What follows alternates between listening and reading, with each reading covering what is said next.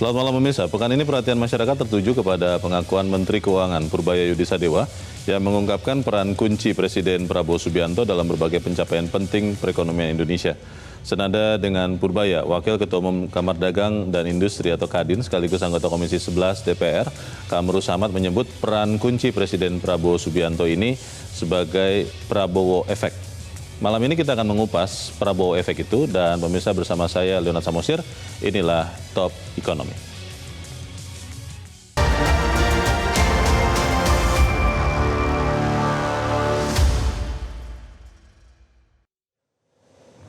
Pemirsa, Menteri Keuangan Purbaya Yudhisadewa mengungkapkan peran kunci Presiden Prabowo Subianto dalam mengelola perekonomian.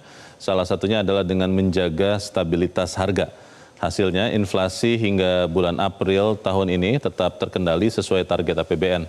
Menteri Keuangan mengatakan untuk menjaga daya beli masyarakat di tengah ancaman inflasi karena gejolak global, Presiden Prabowo menggunakan strategi mendorong percepatan belanja negara. Menteri Keuangan Purbaya mengatakan pemerintah berani membelanjakan uang untuk mengabsorb gejolak dunia, untuk menjaga daya beli masyarakat dan menjaga stabilitas ekonomi dalam negeri. Itu strategi Pak Prabowo yang kita jalankan, kata Menteri Keuangan. Menteri Keuangan juga menegaskan kebijakan perekonomian yang diambilnya merupakan strategi dan arahan langsung dari Presiden Prabowo. Salah satunya adalah mendorong pertumbuhan ekonomi dengan cara memindahkan dana saldo anggaran lebih SAL 200 triliun rupiah ke perbankan.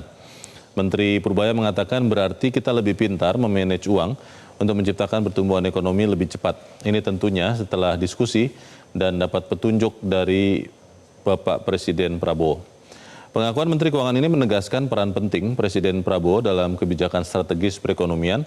Pengakuan Menteri Keuangan ini juga menegaskan bahwa tercapainya stabilitas dan pertumbuhan ekonomi Indonesia saat ini adalah berkat peran langsung Presiden.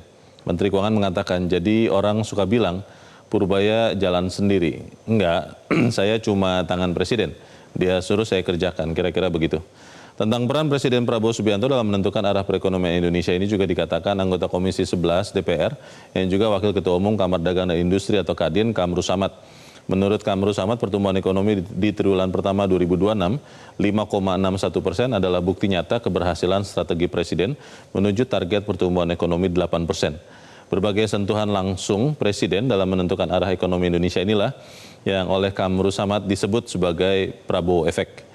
Prabowo Efek itu tidak berhenti hanya di pertumbuhan ekonomi 5,61%. Saat ini target baru pertumbuhan ekonomi tahun depan 2027 sudah dicanangkan. Dalam rapat kerja pemerintah atau RKP, Kementerian Perencanaan Pembangunan Nasional, Badan Perencanaan Pembangunan Nasional atau Bappenas, tahun 2027 ditargetkan pertumbuhan ekonomi Indonesia hingga 7 atau 7,25%.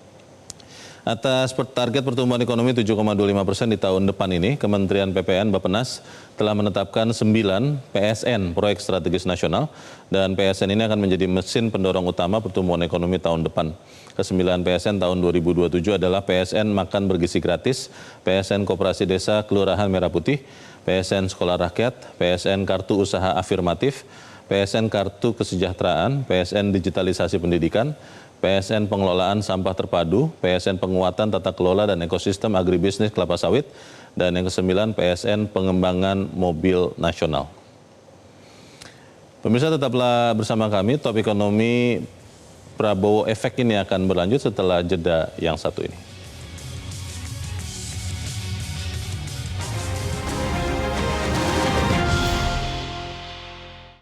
Jelajahi cara baru mendapatkan informasi. Download Metro TV Extend sekarang.